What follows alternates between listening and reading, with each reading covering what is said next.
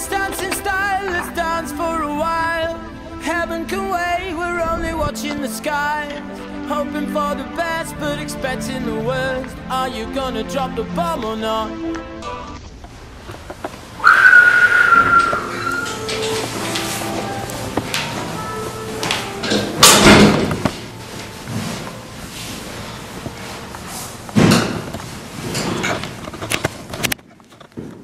I don't smoke. She had a teeny little weeny-whiny voice. You could hardly hear her. She never said thank you either when you offered her something. She just didn't know any better. Allow me to introduce myself. My name is Steele, Jit Steele. You got a watch on you? How old are you anyways? Me? 22. Like fun you are. It was a funny thing to say. It sounded like a real kid. You think a prostitute now would say, like hell you are, or cut the crap, instead of like fun you are. You got a watch on you? You got a watch on you, hey! No, I don't. What's your name? Sonny, let's go, hey. Don't you feel like talking for a while? Are you in a very big hurry? What the heck do you want to talk about? I don't know, nothing special. I just thought perhaps you might care for a chat for a while. Would you like a cigarette now? I don't smoke. Listen, if you're gonna talk, do it. I got a lot of things to do. You don't come from New York, do you? Hollywood.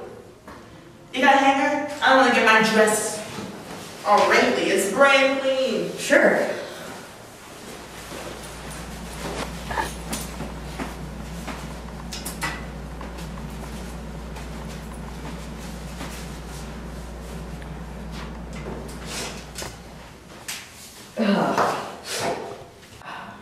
So, do you work every night? Yeah. What do you do during the day? Sleep. Go. So God, I'll pay you and all, but do you mind very much if we don't do it? Do you mind very much? The trouble was, I just didn't want to do it. I felt more depressed than sexy, if you want to know the truth. She was depressing. Her green dress hanging in the closet and all. And besides, I don't think I could ever do it with someone that sits in a stupid movie all day long. I really don't think I could. What's the matter? Nothing's the matter. Boy, was I getting nervous. The thing is, I had an operation very recently. Yeah, where? On my, what do you call it? My clavicle. Yeah? What the hell's that? The clavicle?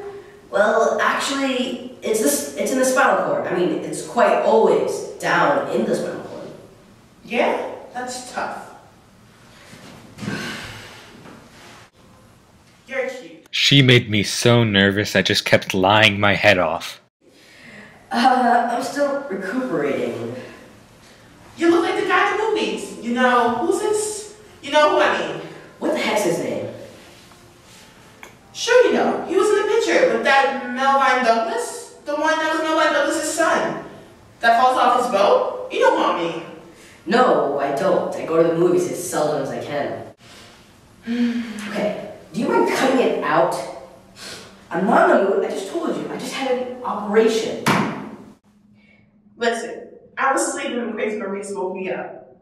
If you think I said I'd pay you for covering it all. I really will. I have plenty of dough. It's just I'm practically recovering from a very serious operation. Then what the heck do you call Grace Marie? You want the girl for then? If you just had a goddamn operation under goddamn, what do you call it, huh? I thought I'd be feeling a lot better than I do. I was just a little premature in my calculations. No kidding, I'm sorry. If you'll just get up a second, I'll get my wallet. I mean it. Thanks a million. Here you go. This is a 5. It costs a 10. She was getting funny, you could tell. I was afraid something like that would happen. I really was. Maurice said 5. He said 15 till noon and only 5 for a throw. Do you mind getting me my frock? Or will it be too much trouble? She was a pretty spooky kid. Even with that little bitty voice she had, she could sort of scare you a little bit.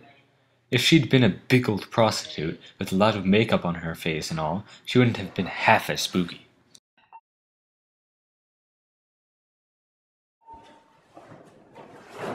Here. So long, Crumbum. So long. Is that a Pensy prep sticker? Yes, it is. Oh, do you go to Pensy? Yes, I do.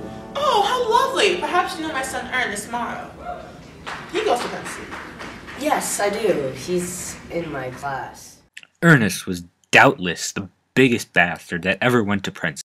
Oh, how nice. I must tell Ernest we met. May I ask your name, dear? Me? Rudolph Schmidt. Rudolf Schmidt was the name of the janitor of our dorm. Do you like Pensy? Pensy, it's not too bad. It's not like paradise or anything, but it's as good as most other schools.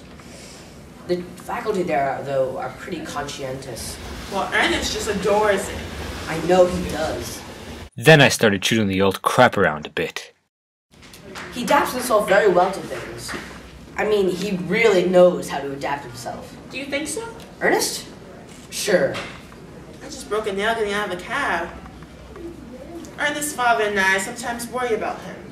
We sometimes feel as if he's not a terribly good mixer with other boys. How do you mean? Well, he's a very sensitive boy.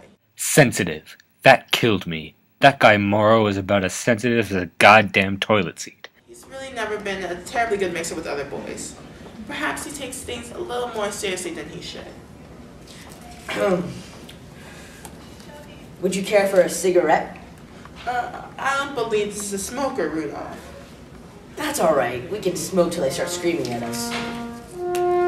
I may be wrong, but I believe your nose is bleeding, dear.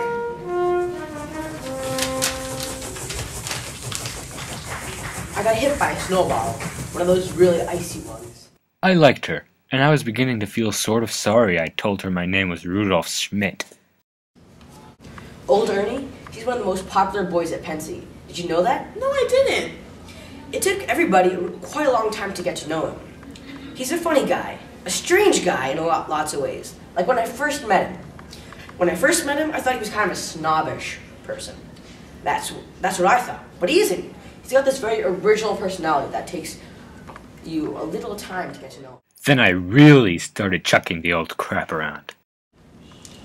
So, did he ever tell you about the elections? The class elections? No, he didn't. Well, a bunch of us wanted old Ernie to be president of the class. I mean, he was really the unanimous choice. I mean, he was the only boy that could really handle the job.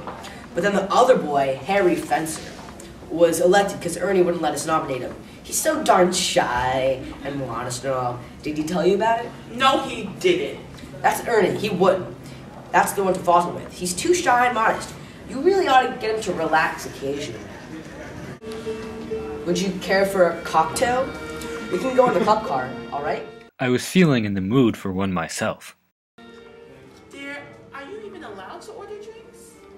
Well, no, not exactly.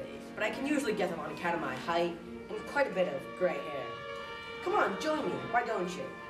I really don't think I'd better. Thank you so much, though. Anyway, the club car is most likely closed.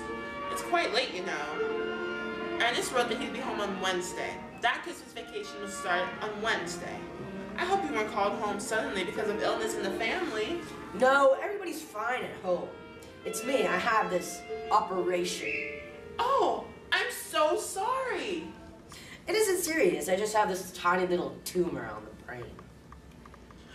Oh, no! Oh, I'll be alright and everything.